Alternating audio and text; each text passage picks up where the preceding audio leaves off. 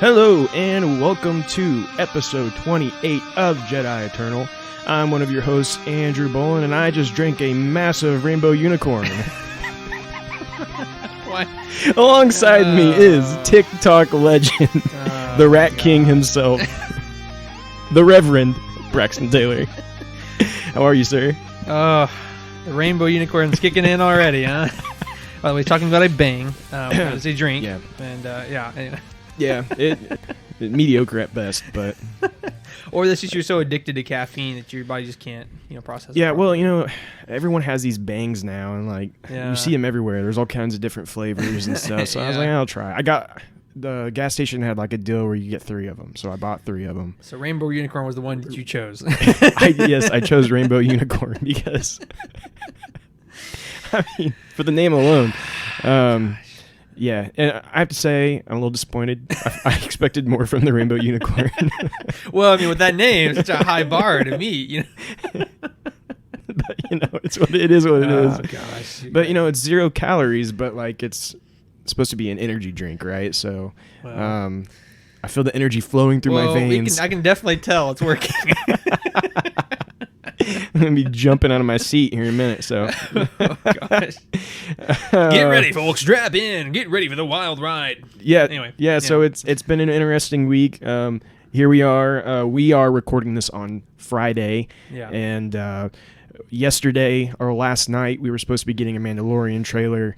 It did not drop. We'll talk about that in a little bit. Yeah. We also have a Clone Wars novel that we're going to review here for our main topic, so stick around for that. But we're going to jump right into the news. And to start off, we kind of got a 1-2 punch here in books. We're going to start off with Star Wars Alphabet Squadron concludes with Victory's Price. Yes. So, we got a fancy new cover here. Looks great. Looks cool, which all of the Alphabet Squadron novels have had great covers. If you haven't seen it yet, we did post it on our Facebook page, Yes, so you can go check that out. Yes. This will be interesting for multiple different reasons. I don't know if you have kept up on any of the... I'm not going to pretend to know Squadron. I know anything about this. Okay.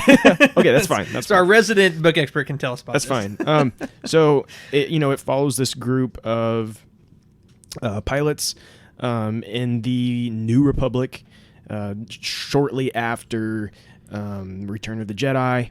And so these past 2 novels have been pretty good. And what's interesting about this is, if you notice from the front of the cover, we have an older man, right? Not super old man, but I'd say he's in his... Late 40s, maybe. Yeah, late 40s, 50s. He's got a gray streak in his hair. Yeah. Well, what's interesting to note about that is that character is Will Lark. And in the first 2 novels, Will Lark is a young man. Oh, yeah, yeah. So that's interesting implications there. Yes, very interesting implications. Well, time frame and when this yeah, happens. so it kind of sounds like maybe we're getting a big time jump. Yeah. And unless he just aged very, very quickly. Very quickly. Hey, stress will do it to you, so... And I read I've read the synopsis here, and it doesn't really mention jumping forward in time. Yeah. So I wonder if maybe it starts out right after the previous book, but then at some point jumps forward in time. I don't really know. We'll just have to wait and see. But anyways, this novel is going to come out March 2nd, 2021. So we still got to wait for that. We'll be getting the High Republic novel before this comes, and so lots of things still ahead before we get to that. However, keep it on your list. If you've not yet, go back and read the first 2.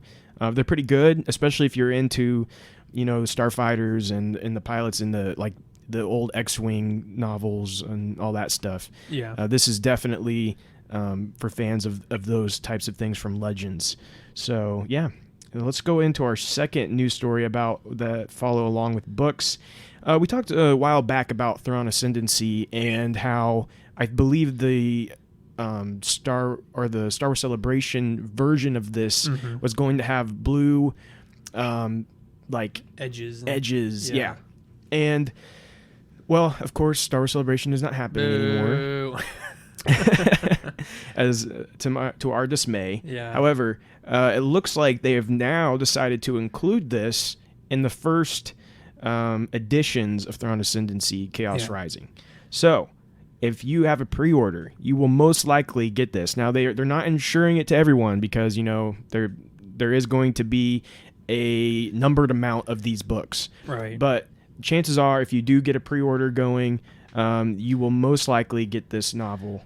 I was going to say, this is probably much more accessible than the special edition of Master and Apprentice was to us. Or to anybody, anything is more accessible than that. That's a whole other story.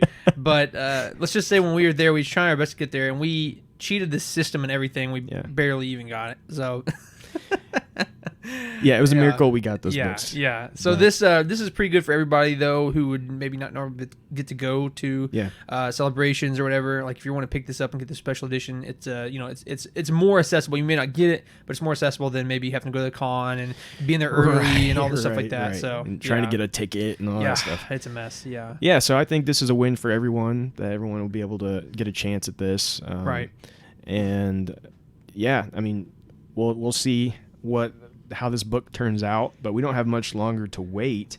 It comes out on September 1st. So, oh, wow. So, I didn't realize it was that close. Right around the corner. And we have talked about maybe doing a little giveaway with that novel. So be listening for details on that soon. Yeah, very cool stuff. So, keep your eyes and ears out for that, folks. And also, just for the sake of it, why not? If you guys listen to this and you would like to win this book, I'm not saying this is what we'll do, I'm just saying. But if you would like to win this book, or if you would be interested in reading this book at some point, leave a comment or say something about it, and we'll keep note there. So, for undisclosed reasons, we don't really know why. Secrets. Anyway, so I guess technically our third news piece for this week comes from Hasbro. Actually, Hasbro is releasing a new toy line called Celebrate the Saga. So this is technically not new toys as much as they are new packaging, so to speak. And I'm going to try to go to the article here so I can read it for you all. But Celebrate the Saga. So last year, the first time in decades that Hasbro didn't release new figures on the Kids Focus 3.75-inch line with standard 5 points of articulation. Before these figures go into the vault, so like I said, these are older figures, you can pick up 8 packs featuring the top 40 figures in the new Celebrate the Saga series. Separated into factions, choose from the Jedi Order, the Sith, Bounty Hunters, Galactic Empire, Rebel Alliance, Galactic Republic, First Order, and the Resistance. These special editions will be on shelves for a limited time and in some cases exclusively at select stores. So it's pretty interesting. If you go to StarWars.com, they have this. This is where I'm kind of reading this information from. And it shows the individual packs, and it's actually really cool. Drew and I were talking beforehand. We talked about maybe getting like the Jedi Order and then the Sith one, and then just leave them in the box or whatever, the packaging, and just like setting them next to each other. They'd be pretty cool. I don't collect as much as other people do, but I do like getting figures and things of that stuff. I have like a shelf dedicated to that kind of stuff. So it would be pretty cool to get some of these. They look really nice. They're not like super high end, but that just goes to show it's accessible to everybody. They're not going to be super expensive. So. Yeah, I think it looks pretty cool, and it's I believe you can get them, pre-order them on like Amazon, Walmart, Best Buy, all those places I think are doing pre-orders for them. So on here it says available for pre-order at Hasbro Pulse, Amazon, Walmart, and Big Bad Toy Store. And select stores near you. Anyway, now, definitely check those out. If you guys are interested in collecting the figures and stuff like that, that would be a pretty cool thing to get. It's just these like kind of ending, celebrate the saga type things that can really become some pretty cool collector's items, possibly in the near future. Yeah, so. It looks like maybe some of them are going to be like specific to certain stores as well, because looking down here at the Sith one, it only says Best Buy. Oh, really? I didn't see that. Because I knew it doesn't have like an official list of which ones. Or actually, no, I'm sorry. Not the Sith one. The Sith one has multiple stores on it. The First Order one says Best Buy. Oh, yeah. And the Resistance is Amazon. Yeah, so I figured that probably the more like, not generic, but widely known as like the Jedi Order. Or the Sith will probably won't be specific, but... Yeah, I'm really considering maybe getting the Jedi Order one and the Sith one both, and just kind of like having both those boxes. It looks cool. So yeah, really cool stuff. So if you guys are interested in that, definitely check it out. So Andrew, you want to go ahead and lead us off on our next story here? I believe we had a second half of that. Do you have? Maybe that? I just forgot what it What was. it was? Yeah, I probably just did. We were also going to mention that Star Wars Celebration had special edition Funko Pops I did forget that. were gonna. It's all good. I'll just do it. There were special edition Funko Pops that were going to be there. However, again, because Star Wars Celebration is not happening, it looks like maybe these will be a little more accessible. I think they're going to be doing some kind of online thing here. I don't know if all the details are out on how to obtain these just yet, but what it is it's going to be a concept series, and it's the original Ralph McQuarrie artist drawings of some of the Star Wars characters. And so we have like Ralph McQuarrie's Darth Vader, Chewbacca, Starkiller, which was the female basically version of Luke Skywalker, and then Boba Fett in that like white prototype armor. Yeah. And so those are all going to be coming out as Funko Pops, which is really neat. And I think, I would just stay on Funko.com to check that out, figure out when exactly those will be being released and everything. I don't know if they even have a date yet. I just know that they've announced that there are going to come online sales, I believe. Right. So, yeah, they look really cool, though. Have you seen them? Yeah, I have actually seen them. Now that you mentioned it, I remembered it. I had seen them the other day on I think Reddit or something like that. And, they look really cool. In fact, I thought I'm probably going to pick these up because I really enjoyed some of the kind of the pre-concept stages of the original saga. Not saying necessarily that I would want it to, like, I'm glad it ended up the way it was, of course, but it is really cool to see what could have been type thing, and see these like in Funko Pops. It's just such an interesting medium to see them. Yeah. I do like Funko Pops, so I think I will probably pick these up. So yeah, well, the Darth Vader one for me is the one I really want, and it's got that it's a different design but still recognizable as Darth Vader. Exactly. And but and he's got like a blue lightsaber instead of red. It's just kind of it's just different, and I think it'd be cool to have in my collection. Absolutely. I'll go ahead and read this one off, and you can give us the details since you read this last one off. But so our final news story for the week is that there has been actually a new interview with head Kathleen Kennedy over Lucasfilm, and she says, and this is her quote, "Lucasfilm is stepping back to assess the future of the franchise." So Drew, give us some more information on that. Yeah, so this was an interview with The Wrap, and so I'm just going to read kind of what she said here. And they were asking her about George Lucas and the original trilogy and different things. And she said, "Oh, yeah, it's an ever-evolving process.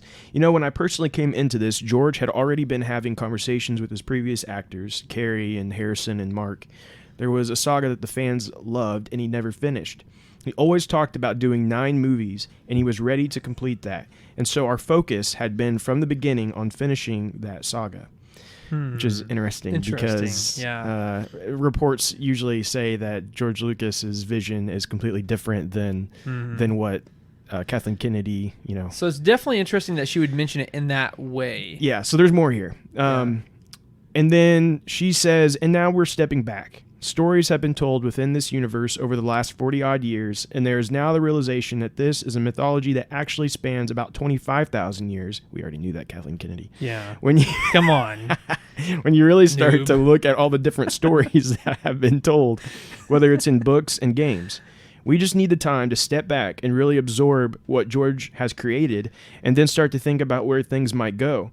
That's what we've been doing, and we've been having a great deal of fun doing it and meeting with lots of different filmmakers and talent. There's so many fans out there and so many filmmakers that have been influenced by Star Wars for so long that it is a fantastic opportunity to get a sense of who wants to be a part of this, so that's what we've been doing. She also goes on to say that they're really going to try to focus on very character-driven extended storylines, connected storylines, and that they're also going to make a priority to have more female directors involved. Okay. Well, so there's interesting things to say there for sure. I will go ahead and say that, it is interesting that she mentions it in the way that she did, with all these rumors going around that, George Lucas is going to come in, he's going to redo the sequel trilogy. Like, that seems pretty far-fetched. I still don't believe that's the case, of course. You don't want a Lucas cut? I mean, it's not that I wouldn't want it, but I'm just saying I don't think it's going to happen. Right. But I will say this, it is interesting, though. It is interesting that Kathleen said what she said in the manner that she said it. That basically, it almost in a weird, shaded way, almost sound like, we recognize that the sequel trilogy wasn't as exactly aligned with his stories that we would hope. You know what I'm saying? That's what it sounded like she was kind of saying, and that she wants to delve and step back a little bit deeper and look into what his stories actually were, whatever. So it's interesting to look at that, but how she said it is to continue on. So I don't think that they're going to redo the sequel trilogy. First of all, I just want to say that. But I do think it is cool that she is recognizing that the fans' responses were and she also recognizes that it's more than just the 6 movies we had, right, way more, that she's acknowledging the fact that there is like a 25,000 year span of different an extended universe, the extended universe full of things, and she even she goes on to mention.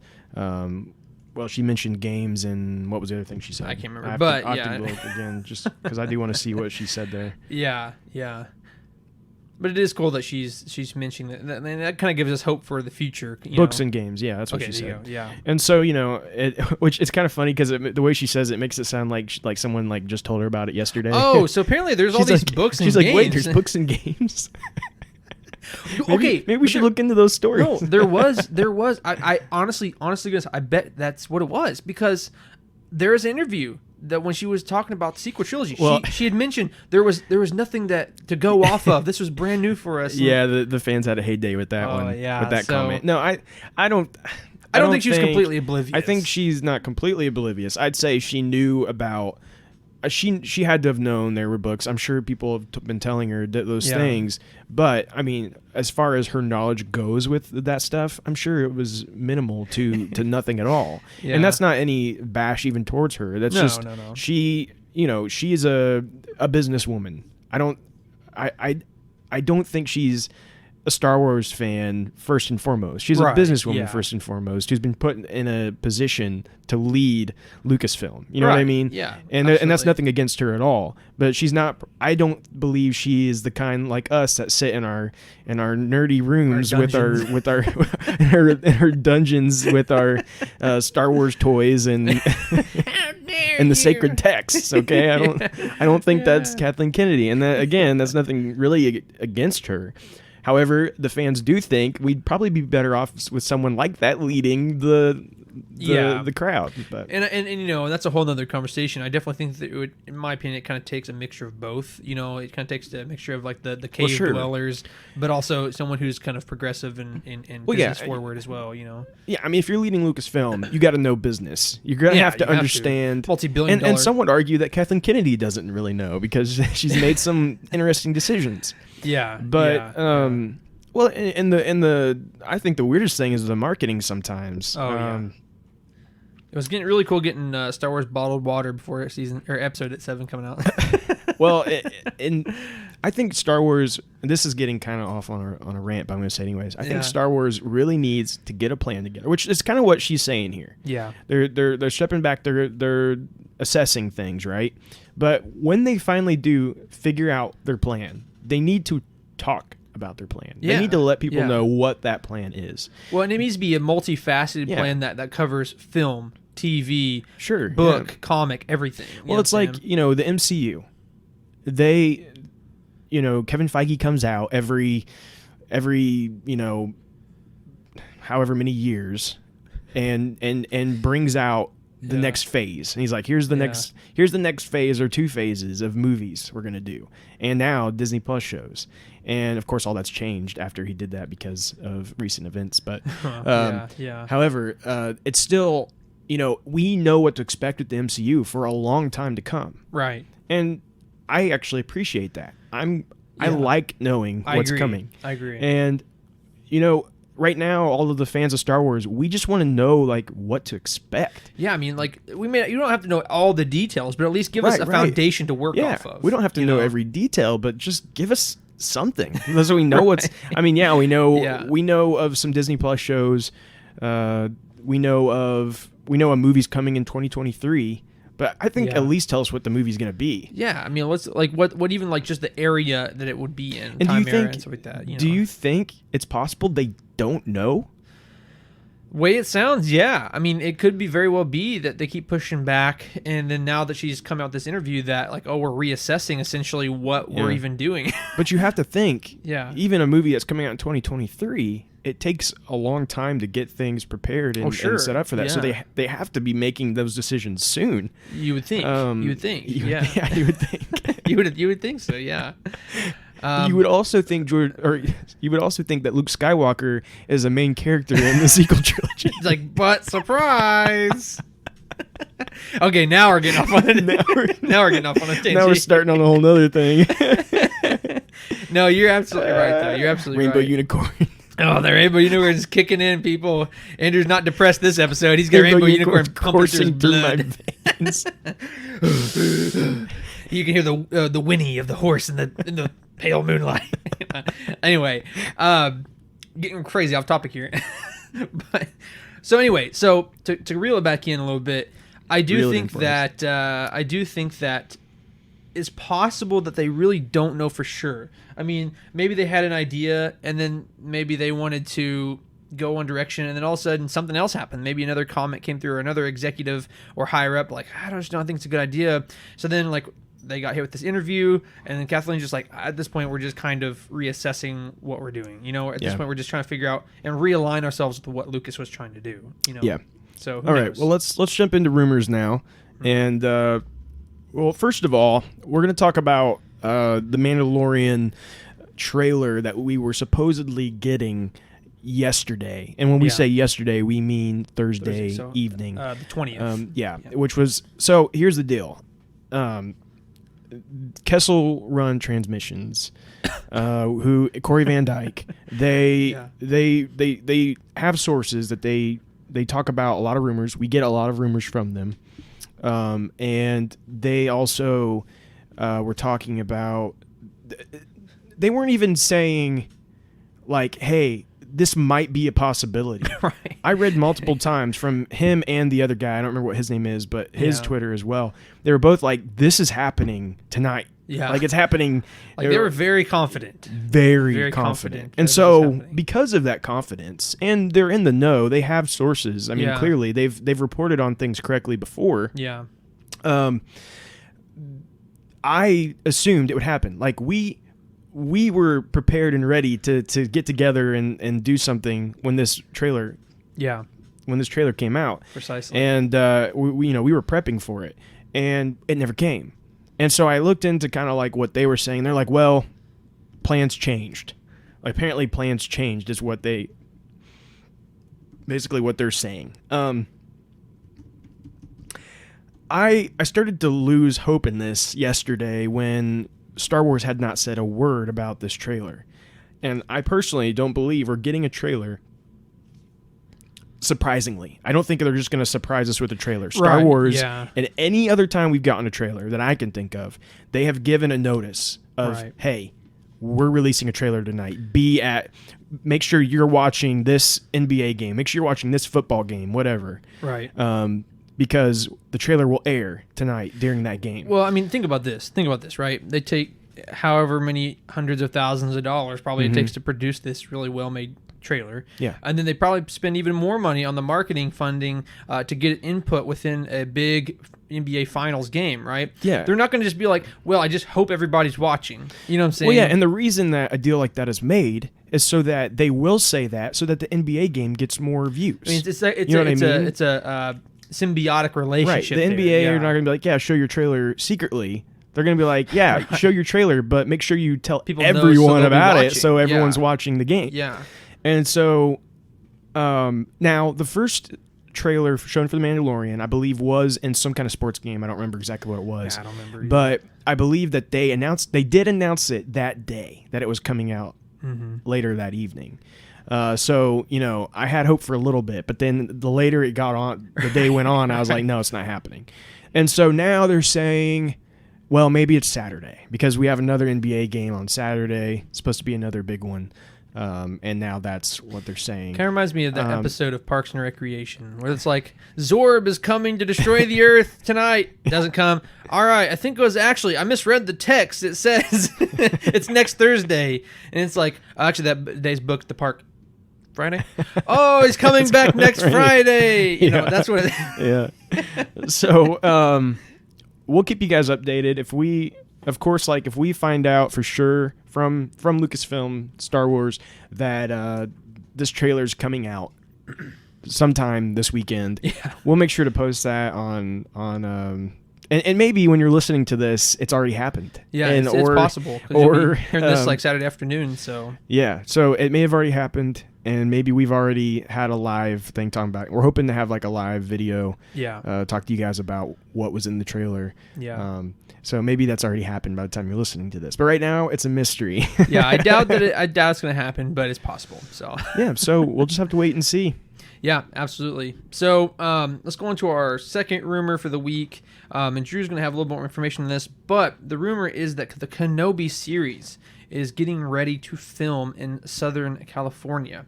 And according to a particular source, that they will be, he's almost positive they'll be filming in November, but it's not going to be anything major. So, Drew, what do you have on this?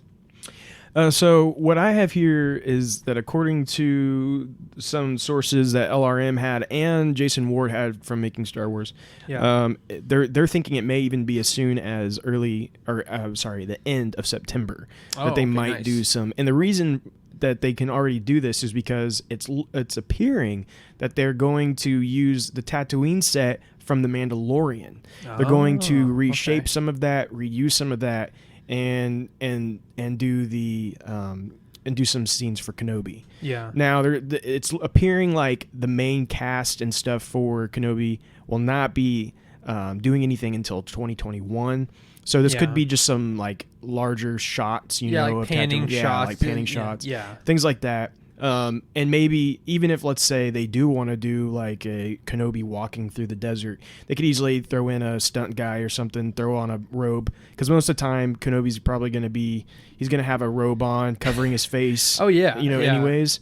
So they could easily do that, have some panning shots where he's walking through the desert, that kind of thing. Yeah, I doubt any of the major characters are going to be there on set. Right.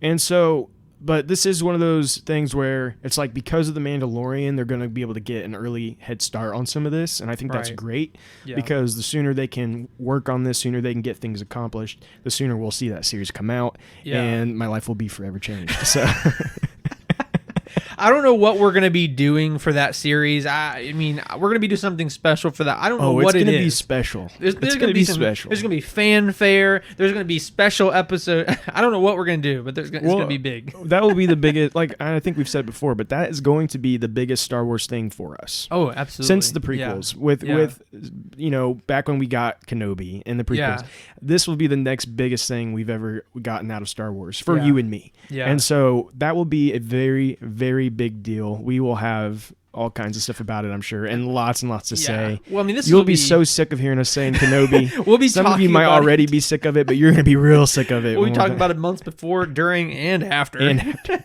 And the rest of our lives. A year and a half from now, essentially, something around there, right? Yeah. So who knows where we're going to be with the podcast at that point? We might be full blown, video and well, we hope to be. We hope to be at that point. Again, we're working on those things. Right. Talking through planning a lot of different things for you guys, and so we hope in a year and a half that we'll be farther along on some of those dreams and visions we have. But we'll see. Precisely. It's all gonna be up to you guys. How much you want to listen to us and support us will always be a huge help in that. So yeah, absolutely. So anyway, to button up that rumor, basically, we just wanted to show that the filming isn't officially starting until later on, but maybe to the beginning of 2021. But there is some stuff already in pre-production, so pretty cool stuff. So, Drew, you want to listen to this one? What we have here is Star Wars rumored to be working on Ben Solo featured movie or series. Yeah. So I have a quote here, or I have a post from Corey Van Dyke. From Kessel Run's Transmissions again. Yeah, and So they're like you said, they're a pretty good source for some rumors. That's for sure. But he says we've heard Ben Solo is a character Lucasfilm wants to further develop. We don't know if this is a series or a movie, but it's definitely being worked on. We also don't know if this is a pre-TFA or post-TROS. But if I were to guess, I'd say pre-TFA. Again, this is an early development. So TFA being The Force Awakens. So right off the bat here, it's actually kind of interesting. We already have been... Well, my first question is, did he watch the last movie? Yeah, now that you say that... it's kind of interesting. Yeah, I don't know. But you would say that. Because this was only a few days ago. So, I mean. So I'm like, post, it's like somewhere in spirit world. I don't know. Maybe. Maybe see him like reuniting with Grandpa or something. Who knows? Oh, that'd be cute. Oh, yeah. So anyway. So, I mean, obviously, pre-Force Awakens would probably make sense. Or maybe even like mid somewhere in the sequel trilogy. But that's the reason I'm like, to me, it's kind of surprising because we already have the comic, was it The Rise of Kylo Ren? I believe it's called that. It could be wrong. But anyway, we already kind of have a fairly decent look into his younger life. So, I mean, I wouldn't mind seeing it in that. But, I don't know. It'd just be surprising to me if that did end up being what it is. I personally think there's a lot more to tell. Yeah. We've only gotten one comic series, and it wasn't even that long of a comic series, and it was basically when he turns, right, when he has that moment of and kind of gives into the dark side. So I think that what this most likely is, and what I think it should be, is actually the story of Kylo Ren becoming a Jedi with Luke. So see, I just want to insert this on just to get your opinion on this. So does that mean we're going to be getting some more Mark Hamill? Oh, absolutely. Because what I think this is an animated show. Oh, and okay. Yeah, I think this is animated. Okay. I think this will be an animated show with Mark Hamill coming back because he's a voice actor anyways. Yeah. It'll be very easy for him to do this, and it'll be a great thing. And we all get more Mark Hamill. Well, and we get kind of a redemption a little bit for some of us who are not super happy with Luke. yeah, exactly. And so I think this will be a win for us if we can get this show. Yeah. I will say, I hope this is not a kid's show. Oh, I agree. I understand Star Wars is for everyone. I like it to be that way. Yeah. So I'm not saying it needs to be some mature adult show. But what I'm saying is I hope it's not like Resistance. Really, I hope it's not super geared towards children. Because it could easily become this group of young Jedi learning how to become making their way through the universe. And like it just ends up being this there's the quirky one and the what I'm saying, the tough silent one, and then but and Kylo Ren's getting bullied at the temple. It's and then Kylo Ren murders all of them. It's like so it couldn't. I mean, they could make it that, but I hope that's not what it is. You know what I'm saying? Yeah, but there's so much more story to tell there. The relationship between Luke and Ben, and also just like in the process getting more about Luke in that time, because we don't know a whole lot about like Luke's adventures and what he was doing, and so we kind of would get that through that as well. So I think that's what it should be. I think animated is going to be the best way to do it, because doing a live action will be tough, just because you're going to have to de-age Mark Hamill, right? And that's even if he's up for it, right? And then like you'd have to cast a young Adam Driver, and I think it would be, logistically speaking, I think it would make a lot more sense to be animated. So I mean, I would be cool with it either way. It would be interesting to see it live action, but as long as they take the animated one in a good solid direction, I wouldn't care. I will say, I think if this is to be a live action show, it needs to be after his turn, and he's already Kylo Ren.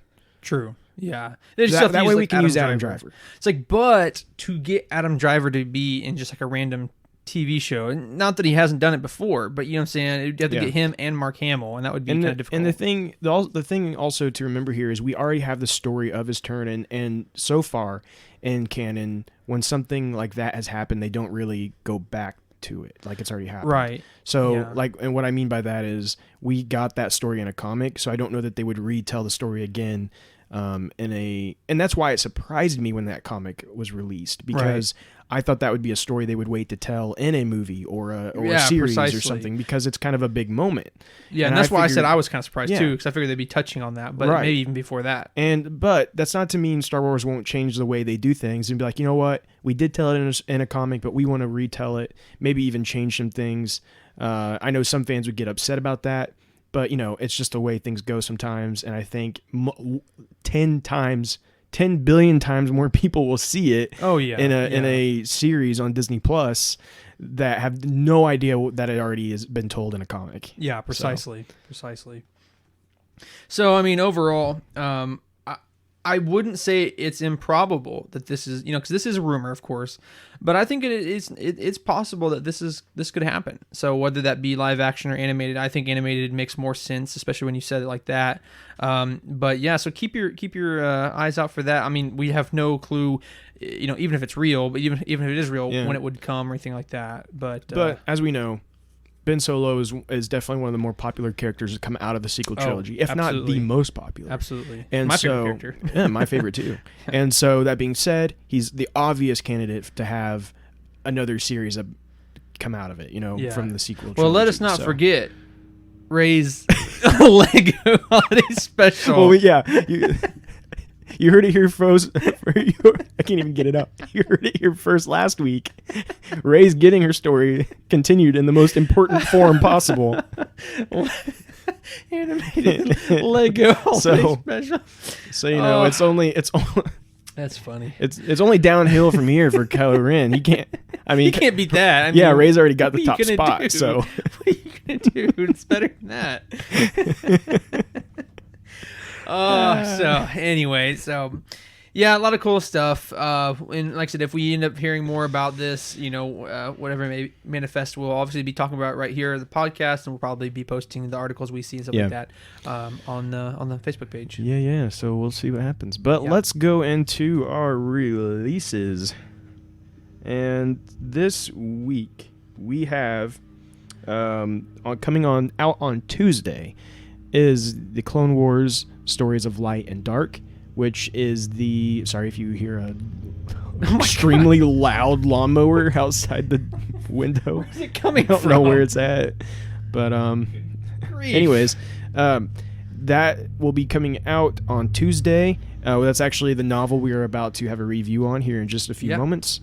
And also on Wednesday, we're getting Dr. Aphra issue 3 and Clone Wars Adventures or Battle Tales or whatever it's called. I don't even care about it. I don't even read it. So, but I think it's issue 4 is coming out on Wednesday as well. So if you like that series, you can go read it and tell me about it if you want. If there's something important, let me know. Maybe you can guys leave a fan review. We'll take leave a fan review and we'll talk about it on the show. Yeah, and maybe I'll go read it then if it's any good. But so yeah, that's all we have in releases this week. Cool. So we're going to go ahead and get into our Q&A for the week. As we all know, we make a Facebook post and now an Instagram where we ask you all to ask us questions, bring up topics, and more. And like I said, we always try to do 3 questions, topic, suggestions a week. If there are ever more, they will be put into a queue for the following.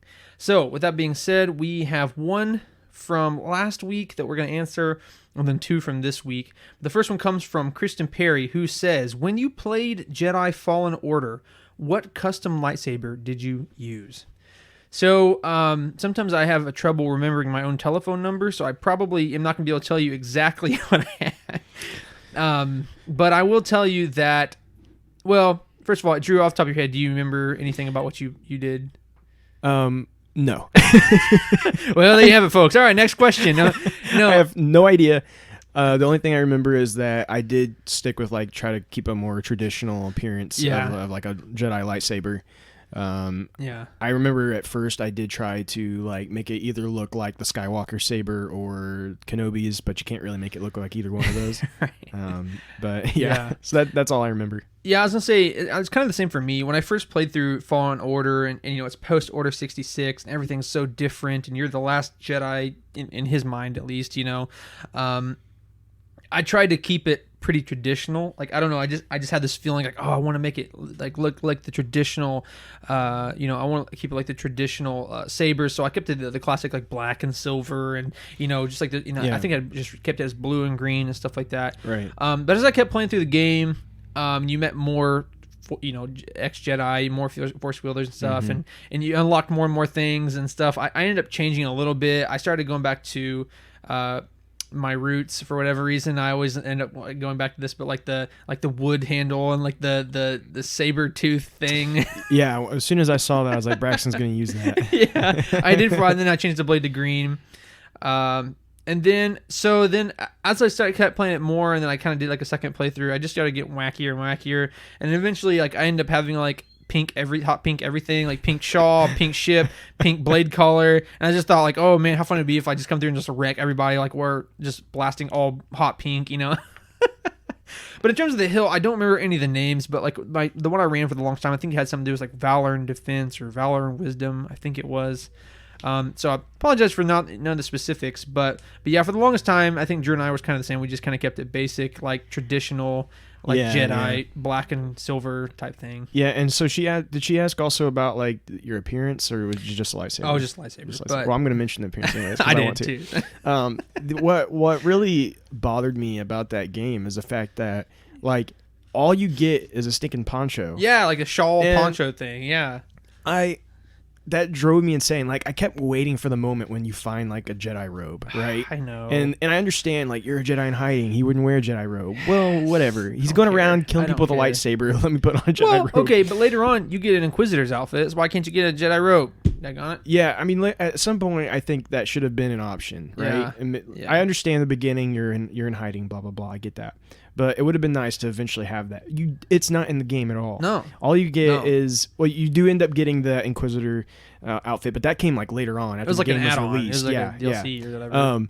But for the longest time, you only had different designs of ponchos and then just like the jumpsuit he wore underneath it. Mm-hmm. And I never liked the poncho. I never got into that. Now, one I kind of did like, they modeled it. Wow, sounds like a stroke. Modeled it after the rebellion, like fighter pilots. There was like the orange and white. I ended up using that one a lot because I thought that was pretty cool. To be honest, I don't remember what poncho I used, but I do remember I used the it was supposed to kind of look like Luke Skywalker's jumpsuit, like his kind of like what was it called? It had something that kind of a callback to that as well. I don't know, but it was like a tan. Anyways. I would wear that and try to look as close to a Jedi as possible, right. But there's no way to really make it look like a Jedi. No, you really can't. And so that's what I'm asking for the second one. Yeah. Give me Jedi robes. I know. And now they've become more of a Jedi and more. He's like probably going to end up training people and all this stuff like that. I want to see that. He needs a Jedi robe. He needs a robe. He needs a robe. So anyway, yeah. So in terms of the saber, I think we just kind of kept it classic. We variated it a little bit from time to time, especially when I was on Kashyyyk. I changed it back to wood and horn and all stuff like that, but kept it pretty classic. So, all right. So thank you for the question, Kristen. Our second question comes from David Gill. Hey, Gilly boy. And he says, "What do you think lightsabers smell like?" I think burnt popcorn. He has like 3 questions, so let's kind of like hit all of them real quick. So let me touch on that one real quick, that first part that he said there. So in Legends, we know what a lightsaber smells like. They talk about it multiple times. That smells like ozone. Mm-hmm. And so what's funny, maybe it's like subconscious memory, but that's exactly what I thought would smell like. Yeah, and I don't know, I can't reference like any kind of new canon where they talk about that. Then it might be out there. But I can't say for sure, so I'm not going to say that. Yeah. But I know plenty of times in Legends it talks about the smell of ozone on a lightsaber. Mm-hmm. And and it's, which for those of you who may not know, that's like you might smell that before a storm, Yeah. And it's because of the lightning energy and the splitting the atoms and blah blah blah. See, well, I was gonna say what my original thought was static electricity. That smell of static electricity, which is probably ozone, honestly. But yeah, so like that that really hot laser, electric. It's it also creates burning air molecules around it. and So it's some creates kind of that- seared smell. Exactly. Yeah. So that's what I'm going to assume is the smell. Yeah. And I assume that will, and who knows? Maybe it does smell like burnt popcorn. I don't think so. Just kidding. We can mess with Dave. We know him. He's his brother-in-law or whatever. I don't know. Yeah, what he is to him. So He's a schmuck. he's a schmuck. No, I'm Burnt just kidding. popcorn? Are you kidding me? What do you? What is this, rookie hour? I love you, David. We're just kidding. But anyway, I think like static electricity or like ozone for sure is like something I'd go. Or like here's a great example, like the old tube TVs, and then like you smell the TV when it's on, and you can get that like static shock from it. That smell, that's what it is. I just pictured you like your face just like smushed into the screen, like taking a big whiff of it. Oh my gosh, it smells like a lightsaber. So anyway, let's go on. Anyway, so the second part of this question was we see that Mace Windu is very skilled at hand-to-hand combat via the the 2D animated Clone Wars movie. Mm-hmm. Why do you suppose we haven't seen that since? Or basically, why do you suppose we haven't seen hand-to-hand fight like that? I have my thoughts, but what are yours? I'm curious. Well, so we have a little bit. Mm-hmm. We've seen a little bit more of his combat in some comics, and I think even in the Clone Wars series that I think there was some. Maybe not to the degree of what he did in the 2D animated one, because like he just wrecks by himself, like like insane, absolutely destroying those like super battle droids or whatever it was. Yeah. And so, but that was everyone was kind of like insane in that, like they really blew everything up in that movie. Yeah, and part of it was they did like go to the extreme with all that stuff intentionally, just to make it more entertaining to watch. Which we know this definitely it's not canon anymore. Like that's not one of the canon Clone Wars stuff, from my understanding. Yeah, I don't believe it is. I believe that it's now considered Legends. But yeah, but we have many sources where it talks about Mace Windu being like a master swordsman. Right, he's like one of the best skilled. swordsmen there is. Yeah, but we don't see a ton of him actually utilizing that. Yeah. And so that is an interesting point. Now he went one-on-one with Darth Sidious, which is the Sith Lord. He went one-on-one with, and to some degree, some argue that maybe Sidious let him win, but he did win. Right. Arguably, yeah. So, but your question was why don't we see him basically hand-to-hand fight? And I think honestly, for me, we haven't had a reason to see him hand-to-hand fight. In the 2D Clone Wars movie, it was like let's show every Clone Wars character and just beef them up, and that's that was all they did. And in Clone Wars later on, he was a character in it, but he wasn't a main character clearly, and we just didn't. I don't think we just ever really had a reason to see him fight like that. I mean, that's kind of my answer. No, I agree. I think no one just made it a priority to tell any stories with Mace Windu. I think we would have actually benefited from a deeper dive into Mace Windu. Sure. I think there is story to tell there. Oh yeah, kind of like. Well, I mean, he's one of the he dances between the light and the dark. Yeah, there's a lot of moral ambiguity. Yeah, ambiguity there, and I think that it would be interesting just to see some more of his personal struggles with the war, and kind of where his head's at with all that stuff. Yeah, that is interesting because you really don't see that.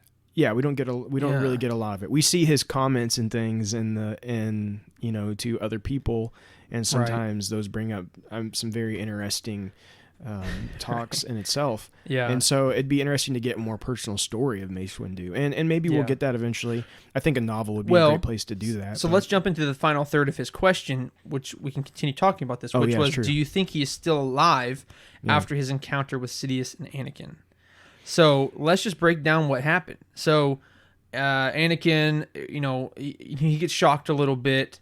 Anakin cuts off his hand and then force pushes him out of this window. I'm just going to cut to the chase. Yes, I think he's still alive. I don't think he died. That's just my head canon, of course, not actual canon. But I'm like, we see Jedi. I mean, one of the first seasons, maybe it's the second season of Clone Wars, we see Anakin and Ahsoka jump from like 50 stories high off that like that battlement of the droids, and they just like at the very end just pushed a little bit with the Force and then stuff. And then you don't even have to go. They didn't even have to do that. We can look at Episode 3 where Obi-Wan jumps down. He doesn't use the Force at all. It just lands and not even hurt whatsoever. Yeah. So for me, it's one of those things where I lost my train of thought. We've seen Jedi fall from, greater heights in worse circumstances and survive. With Mace Windu being basically the second highest of the Order, one of the best, fighter. I mean, I have no doubt that he lived. I mean, if he died, it was just he wasn't in the original series, so he can't be here now. You know what I'm saying? That's the only reason that I think that they would make him actually die. But seeing how there's actually now all these new characters like Ahsoka and so on and so forth that are not technically Jedi and that live throughout the OG trilogy, you know what I'm saying? I have no doubt that he survived. Yeah, so I'll start by saying I believe George Lucas intended for him to be dead. Right. In Episode 3, I believe that was George Lucas's intention. He dies when he falls out the window. But I am 100% in agreement with you. Mm-hmm. There's no way he's dead. There's no way. There's no way. Now that Disney owns it, they can change it, right? They can add to this, and Mace Windu's got to be alive. There's no way he died from that. The way you handle that is where it's tricky. And why I think they've not touched it yet. Right. And why they may still not for a long time to come. Right. Because how do you handle a Jedi considered to be one of the best to never show up in the original trilogy, to never help out, to never... Exactly. That's where it gets difficult, right? Well, here's the thing. This is just my thought. Like, Mace Windu has always been, like, no feeling. Pardon me. He's like always been like no feelings, right? Like this is what we have to do. Let's just do it. I don't care how you feel about it. Just do it. And maybe because of that rigidity of self-code, plus dancing with the light and dark with Style 7 or whatever it is. My point is that maybe after the order fell, he's just like, okay, whatever, I'm done. I'm doing my own way. I'm doing this by myself. I'm just going to survive now. And I can easily see Mace Windu being like that because he was kind of like a loner. He really was like, he really didn't have any close friends, because, Qui-Gon had Obi-Wan and Anakin had Obi-Wan and they all had each other, you know what I'm saying? Everybody had somebody, it seemed like, but Mace Windu really never was that close to anybody. So I could see him just like abandoning everything, just living by himself. You know what I'm saying? I mean, I get where you're coming from, but I feel like Mace Windu believed in the Jedi Order. Yeah, I mean, I agree with that. And so I don't know that he would truly just throw it all away. But I think... it's interesting, like you said, we have all these, we now know there's plenty of Jedi that survived Order 66. Mm-hmm. Used to, when the original trilogy came out, it was only Obi-Wan and Yoda. Yep. And that was it, right? Yep. And now we know, of course, there were actually plenty of others that maybe weren't considering themselves Jedi anymore. They weren't called a Jedi, but they were Jedi. They were, they were light side Force users with lightsabers, yeah. Oh, I just thought something. What if he was stunned because of the lightning and this trauma of getting his hand cut off, gets shoved out the window, hits his head, and loses his memory? I'm just saying. Are you being serious? Yes. I mean, it's crazy, but bear with me. He loses his memory. That's where you lose me. I don't want that story. No, I'm not saying I want that, but I'm saying like that's one way that they could do it. Well, that's the thing. It would be a tricky story. It really would. Because then you also have to be like, well, why didn't Obi-Wan and Yoda know? Right? Yeah, I mean they could sense because Yoda says he could sense in the Force that wouldn't they know and that kind of thing. Yeah. So there is a lot, and again, like with that, we talk about that a lot. Yoda was kind of secretive anyways. He didn't always tell everything. And so Yoda could just be a big fat liar when it came to that stuff. So I don't know. I hope we see that story one day. I hope we see a story of Mace Windu still alive and where that leads. Honestly, it wouldn't surprise me if that's a story that ends up in the comics. And in the Darth Vader comic, actually. I wouldn't be surprised to see Darth Vader and Mace Windu have another showdown where Darth Vader officially defeats Mace Windu. I think, because if anything, I think that's the story that would happen. We would get Mace Windu. He's been in hiding, and however Darth Vader finds out, hunts down Mace Windu. They have a big showdown, lasts a couple issues. That's probably, and then Darth Vader officially does defeat Mace Windu before A New Hope ever begins, right? Mm-hmm. Like that's what I envision in my head probably happening.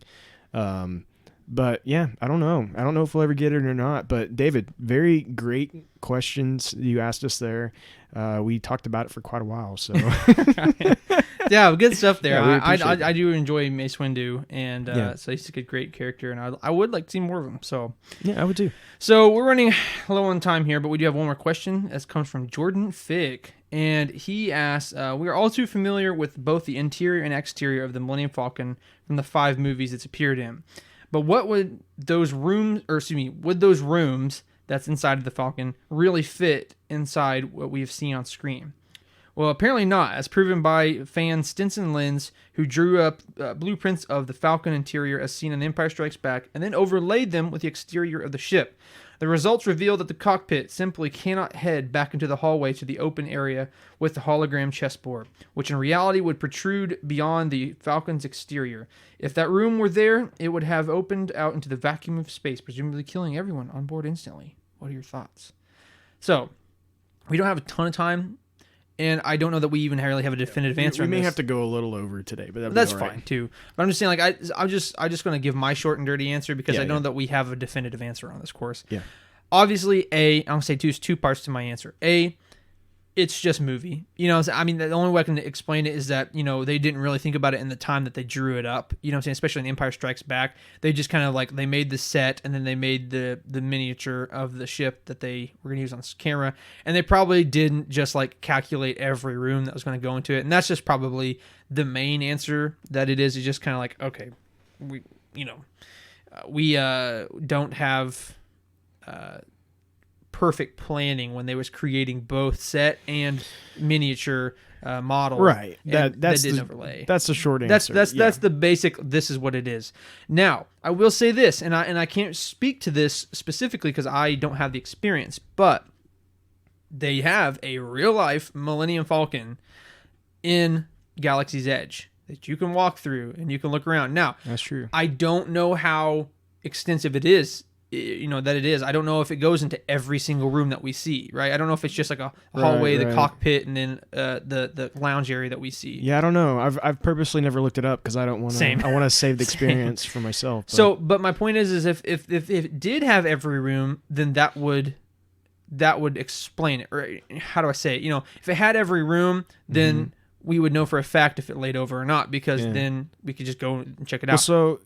So when he asked this question, I looked at the blueprint he was referring to, and according to the blueprint, it doesn't fit, right? And so, but I think for me, Pablo Hidalgo says it best, and he's the one who's over the story group, extremely knowledgeable in Star Wars. He writes a lot of the books about information and different things. Oh yeah. And I think he said it best. And someone actually asked him about it, and he kind of almost laughed about it because he already knows, you know. Yeah, of course. But he was impressed that somebody had went and matched it out and everything. But he said it best. I think he said. And he said, basically, the second you break out the rulers in Star Wars, you start breaking it. And yes, that's a perfect answer. Yeah. That is a perfect answer. It really is. That is a perfect. We cannot give quantifiable imperial measurements in a fantastical world. You know what I'm saying? Yeah. Now, I mean, not to say that that's a bad question, Fig. Don't think that. Of course, that is a great question. No, I actually really enjoy the question. Yeah. But I think that does hearken to a great point, is that when we start trying to give empirical measurements of a fantastical world, I do think that breaks the universe, you know? Yeah. So the simple answer is I just don't think they thought about it, Fig. But at the end of the day, I do think that once we start delving in that, then we're going to have to go into a whole litany of other things that we're going to have to measure, and then and you find out none of it really makes sense. Once you pull the thread, it's going to start unraveling the whole But scene, that's the thing. That's what's magical about Star Wars. We don't want it to necessarily line up with the real world, or it wouldn't be Star Wars. And it wouldn't be, it would just be regular life, and that would stink. So to Fig, to kind of answer your question, I agree with what the guy said. It doesn't really match up, but I also am okay with it, and it doesn't really bother me. Yeah. Again, I like the magical aspect of Star Wars. Sometimes things don't necessarily line up and make sense when you bring out the ruler, but that's okay. Right, absolutely. So I hope that answers your question. We appreciate everybody who asked a question this week. We are very, very thankful. We love, like I said, we say it every week, but we love all these questions. It is honestly the best part of the episode for me and Andrew both. The fan interaction is really what makes this show what it is. And being able to talk to you all and get your questions and comments and just interacting with you is so fun. So please continue to do it. Please continue asking questions. Just if anything for our sake, we love it. We really, really love it. We do love it. And so we hope that you continue doing it. Yeah, always one of my favorite parts to look forward to. Absolutely. But are you ready for our main topic? I am ready for our main topic. So we're talking about the Clone Wars. Mm-hmm. Stories of Light and Dark. Mm-hmm. This is a middle grade novel, and thanks to Disney Publishing, they gave us an early review copy, so that we would review it before it came out. And I'm gonna go ahead and let you kind of give your thoughts, because you actually did read some of this, right? That's the report I'm hearing. Those of you who may be listening for the first time, those of you who are seasoned veteran listeners, you can just chuckle here a little bit. But those of you who are listening first time, what he's talking about is like, I am not much of a reader. I've never have. Well, I have been, but I have to read a lot for my work, and I've just gotten like so jaded towards reading for whatever reason. I have to pour over like hundreds of pages of legal text every day, and the last thing I want to do afterwards is read more, even if it is something I really enjoy. So I apologize to those of you who are offended by that, but just know I love Star Wars still. But we have a resident novel expert here, which is Drew, so we're going to let him be the official word. But let me read a quick excerpt from StarWars.com as to what this book even is, so you have some context. But Star Wars The Clone Wars Stories of Light and Dark, coming August 25th, promises to be a beautiful tribute to the just completed animated series. The anthology will collect 11 stories by 11 authors, and I'm not going to attempt to read all of their names because some of them are very complicated. That's what the article says. But it includes 10 retellings of memorable episodes and arcs and one original Night Sisters based story. So, if you love the tales of Ahsoka, Maul, and clanker-busting clones, Star Wars The Clone Wars Stories of Light and Dark will give you the chance to experience them again in a whole new way. So, to go over my simple plebeianite thoughts on this, I thought it was actually really good from what I read. I thought it was good. It is a mid-grade. It's kind of like a tween novel type thing. It wasn't for adults, but I did think it was pretty good. I enjoyed it.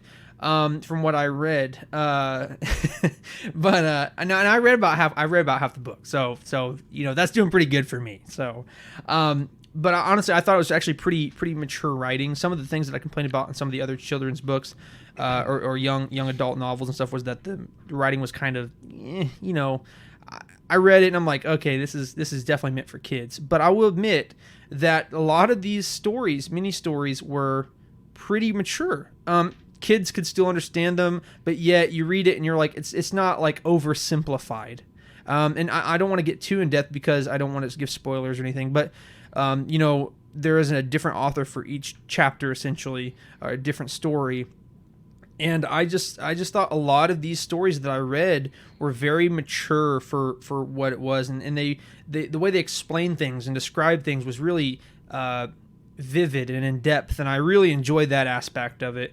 In fact, one of the first chapters we get into, and I'll just say this, is that was with Yoda, and it was actually one of the very first episodes of Clone Wars that we see, where this is not really spoilers because we already know the episode, right? But we see Yoda, he's trying to go to the Trandoshan? I can't remember what it was. The king, I can't remember. Yeah. He's trying to help them out. And But basically, we all know the story of that episode, but it was so cool to see it in Yoda's mind. Like, it was from Yoda's perspective and what he was thinking about. It was just so cool to go back through these stories that we, like I said, know and love, but seeing it in a different way. And I read that, but I wasn't really sure how accurate that really was. I didn't know what that meant necessarily, and it was very accurate. I thought it was super cool to go back and reread these from a specific character's perspective. You know, when we're on a television show, we're seeing it from all these different other characters. In that episode, we have all the clones, and then you have Yoda, and then we have Dooku, and we have Ventress, and we have all these other characters. But it was so cool just to pinpoint on one character, be in their mindset, their thoughts. And this was one of the first times that Yoda really interacted with the clones. So to see his thoughts about the clones was really, really neat. So overall, my thoughts on this: it was a great book. It was still a kid's book, it was still, and it's nothing too extraordinary, out of the normal, whatever. It's retelling, out of the 11 stories is 10 retellings that we already know about the episodes. So it's nothing too crazy. What was your favorite of the stories? From what I read, I really did like the first two stories. Honestly, I really liked them. The Yoda one and the Dooku one was really good. The Anakin one, the third chapter was all right. I didn't dislike it. It was all right. But yeah, I just think that first chapter for me was really good. I really enjoyed reading about Yoda. Yoda's a great character. But I really did like the Dooku one because, it's his inner monologue, and just Dooku's just like ragging on everybody. It's so good. Yeah. So I really did enjoy that. So I will get my simpleton words out of the way and let our resident novel expert get in here. So, Drew, I have, like I said, my standard questions I'm going to ask you, but go ahead and just tell me what your general thoughts are of the book. Well, I want to say first, I'm really, really surprised because, well, first of all, I'm surprised that you read as much of the book as you did. Yeah. But also, our views are completely different on this book. Really? Yes. Really? Yes. Wow. Normally we agree on most things. Yeah. I do not agree with you at all. I can tell by your face you're like, are you serious? I do not agree with you at all about this novel whatsoever. Really? And that's okay. That's okay. We can have different, and it'll make for interesting conversation because we can talk about, we can get into it a little bit. Yeah. But I'm just going to go ahead and read my written review that I had to post for Disney Publishing. Yeah. And it's short and simple to the point, and then we'll go into a little more detail. But so I'll just read that real quick. It says, The Clone Wars Stories of Light and Dark is a short story collection of Clone Wars episodes. This collection retells episodes from new perspectives and has one brand new story to tell as well. I have to be honest, I did not expect much going into this novel. I am baffled why this impressive list of authors were asked to retell stories when they could have created new ones for us to enjoy. I agree with that. My assumptions were correct. This book does not bring much to the table, and did not even use what I would consider to be the best episodes of the Clone Wars. All is not lost, though. I did enjoy getting into Kenobi's head during Kenobi's Shadow and Maul's retelling of his encounter with Obi-Wan in Dark Vengeance. Stories like the two previously mentioned are written well. I'm just not sure what purpose they serve. Mm-hmm. I will mention that the brand new story, Bug, was not included in my review copy. I'm unsure why that is, but I will be eagerly awaiting the release so that I can check it out. Overall, I believe this is a missed opportunity. I understand that it is a middle-grade novel, but I think a whole collection of new stories would have been great for fans young and old. I recommend this to a younger audience who has yet to see the Clone Wars series, but I cannot recommend to anyone else. Yeah, so let me preface what I was saying earlier, how good it was, so that, right? I'm in my mindset, this is a young person's novel. This is a kid's novel. Mm-hmm. So, because I feel like the last couple times that I had reviewed them, I was pretty harsh on them, but then I preface but it is a kid's novel. So I came into this this is pretty good if you're reading as a child. So yes, reading as me as a almost 25 years old who reads heavy literature all the time, yeah, it's not great. And I absolutely do agree with you on the fact that why did they retell episodes? Why didn't they go into new things? It doesn't really make sense. I'm just saying from my perspective, I think it was good. It was fun. I think I'm kind of biased, though, because I love Clone Wars probably more than any other Star Wars medium. So I thought it was really cool to dive into those characters' heads again. You know? And you love the Clone Wars episodes more than I do. I have a lot of issues with Clone Wars sometimes, and you actually enjoy a lot of them. And so, and so maybe that's part of my problem here. But but I just... for example, you really enjoyed the Dooku one. That's my least favorite out of the entire. Really? That's funny. And the reason for that is I hate that story. I despise that story. No, I didn't love the story itself. And the reason I despise that story is because they put Dooku, Obi-Wan, and Anakin together, made them work together, and they're like joking back and forth the whole time about it. Yeah. And like, oh, you know, like we're enemies, like, you know, and like teasing each other. Yeah. And you're telling me the same people, Anakin and Dooku, that fought in Episode 2, and then the one that Anakin cuts his head off later is joking around, buddy, helping each other out in the Clone Wars. In between that, no, that was a stupid kid's story, is what that was. Okay, no, I agree with you.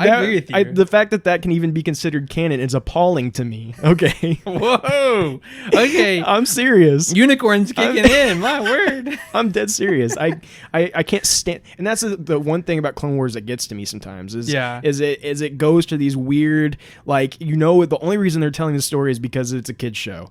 And so anyways, I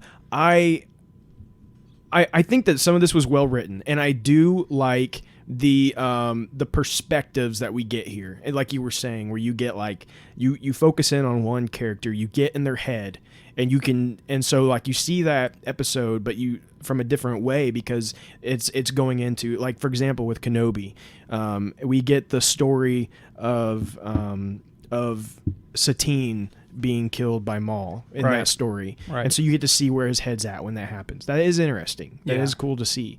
You also that one of the things I noted from that story specifically is whenever he's talking to Anakin before he goes, because Anakin's like, I know you're about to go to Mandalore, even though the Jedi Order told you not to. Right. And they're kind of having that conversation, and Obi-Wan puts his hand on Anakin's shoulder, just like he does in the episode. But what's different is when Obi-Wan does that, he senses a darkness. He senses a shadow, a dark shadow.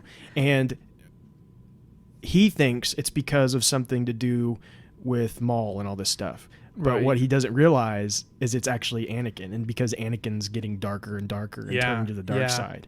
And so that was a cool little thing. That is pretty cool. Yeah. And there's little things like that throughout the book, tiny little things there that are interesting, but there's not enough of it for me to justify this retelling I agree. Of these episodes. I definitely agree. And these are some talented authors, and the stories are written well. And that's kind of that's what I'm basing it off of. The actual writing themselves are great. But the problem for me, and I can't get past it, is why did we retell these stories? And we didn't, for example, we didn't even get, I mean, if you're going to retell Clone Wars stories, why didn't you retell the Mortis trilogy? Well, yeah. You know, stuff like that. And that is a missed opportunity for sure. Why didn't we retell Ahsoka leaving the Order? Yeah, because especially I'm just like harkening back to the Mortis. That there's so much information that could have been unpacked. So much there. And lore building. Stuff. Yeah, so, that was a missed opportunity. And that's what I'm getting at. I feel like the episodes they picked were non-essential, and except for maybe like Kenobi Shadow, I think is a good one to do for Obi-Wan Kenobi. And the Maul's is excellent. Just getting into Maul's head is always interesting, and like I think if you were to listen to the audiobook of that with Sam Witwer reading it, I think it would be really good. Yeah. But it just feels so unimportant, and they could have used these authors and be like, hey, you tell your own story about the Clone Wars and see what they come up with. Why couldn't we get that? And the other thing that I found really interesting about this novel is we get all of these stories from different people's perspectives, right? And each story is someone else. We don't get one of Ahsoka. Yeah, now that really surprised me. We have a story that Ahsoka is heavily focused in, but it's told from the perspective of a young Padawan who's with Ahsoka and not Ahsoka. Yeah, I mean, because really, Ahsoka is Clone Wars. Yeah. I mean, when you think about Clone Wars, what came out of that show really was Ahsoka. I mean, yeah, Ahsoka's like the main, I would say, the main character of Clone Wars. Yeah, exactly. And so we do get one of Captain Rex. Yeah. But and again, that was another character that was come out of that. So it was good to have. Which this story, I didn't read all of it, but it wasn't super. It wasn't what I wanted it to be for sure. But again, like. It's just odd. The choices about all of this is odd. Yeah. And I'm curious how it started and what the the purpose of it was.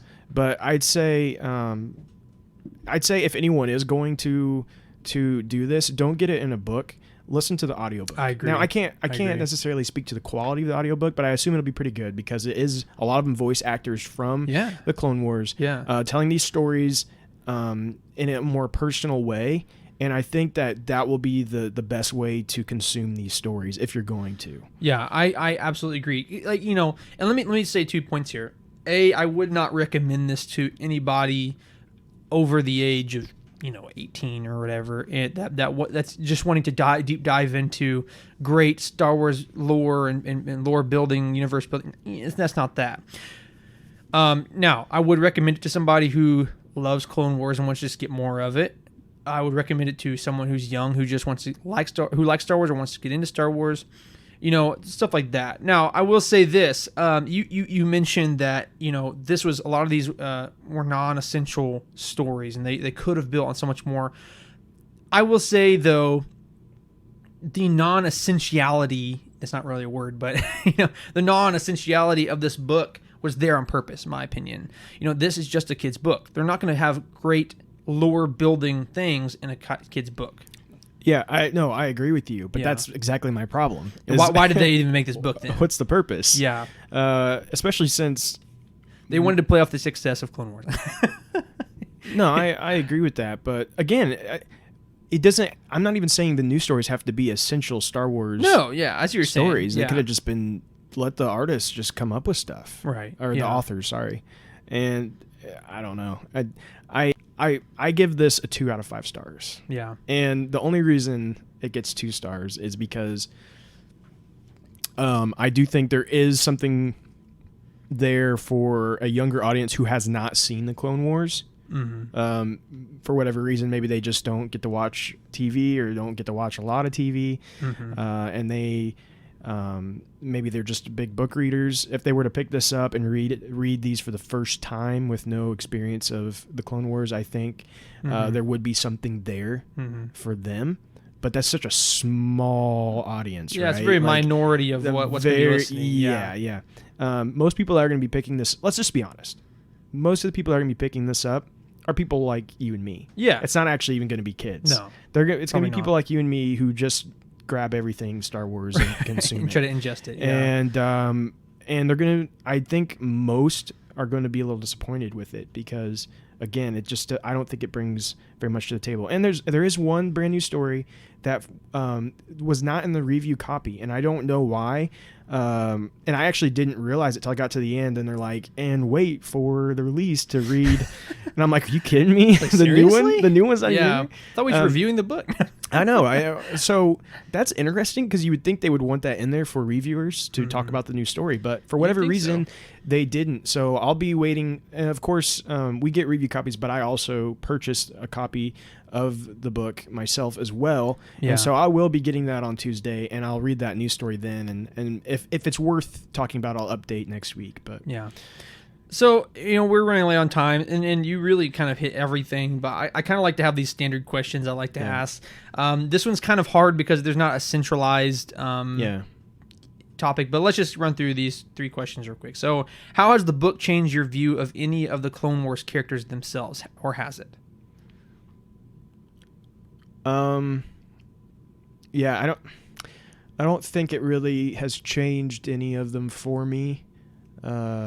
Other than, no, it's not changed them.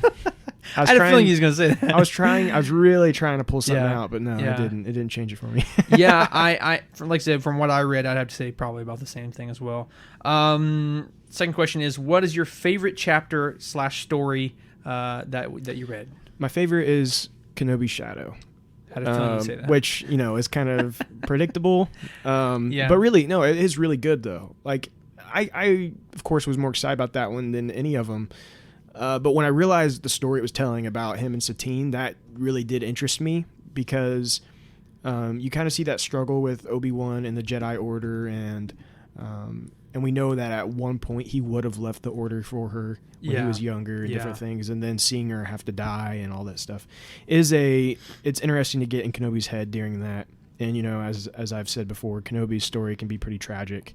And so that's definitely my favorite, seconded by the Maul story, Dark Vengeance. It's written very well, and it immediately, as soon as I started reading it, I was reading it in Maul's voice. Like, it just immediately, the way it was written blends into that so well. Yeah, that's awesome. So last but not least, this is the one main question I like to ask every single time, kind of as a baseline. I have a feeling I know what your answer is because you already said it. But how has the book changed your view of Star Wars and or the universe? And has it at all expanded the universe? Yeah, so not really. Yeah.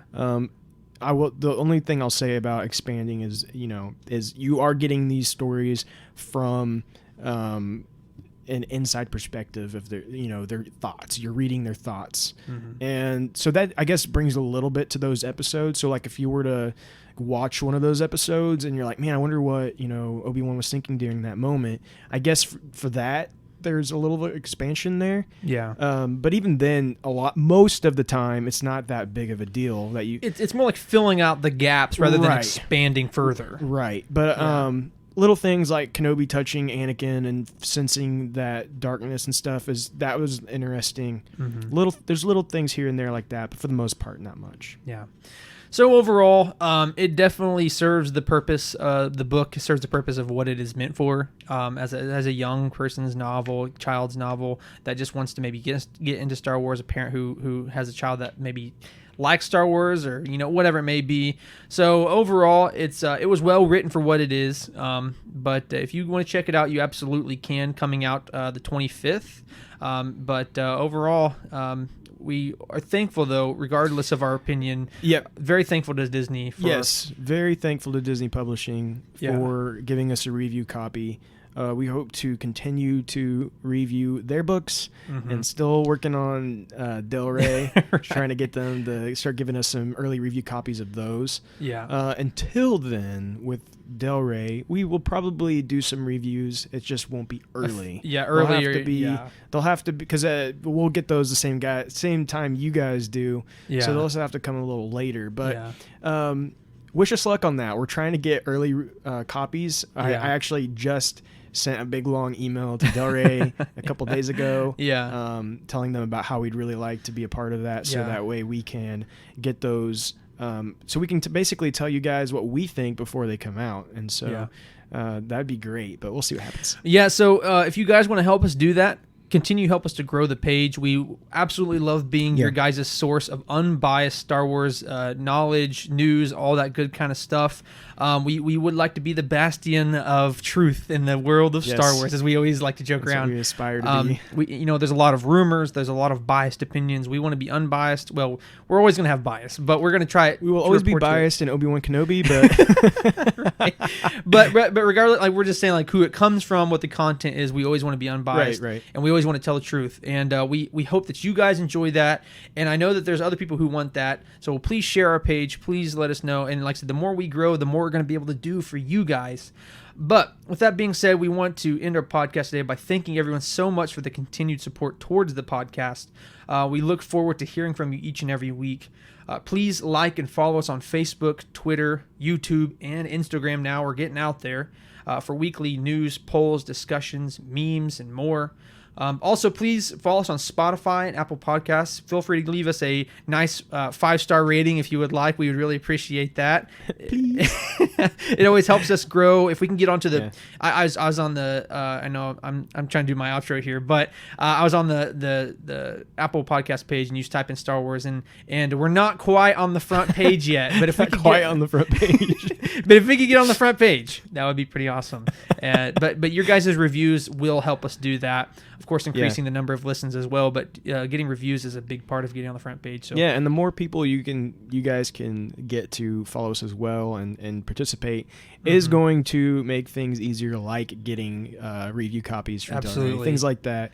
The numbers help with those things. They will look at the numbers and decide if we are important enough to do such things. Exactly. And one day we hope maybe to even be able to be a part of some even bigger like marketing, or not marketing, but like publicity events and things. And absolutely, we'd love to do that. And maybe start to get into even doing some interviewing and lots of things in the future. Absolutely. But none of that is going to be possible without you guys. So. Yeah. So we thank you for your support, but we would love for it just to grow and be able to do more stuff for you guys. But regardless, we thank you for listening, and we invite you to join us next week for episode 29. And last but not least, may the Force be with you, and we thank you for joining the Jedi Eternal.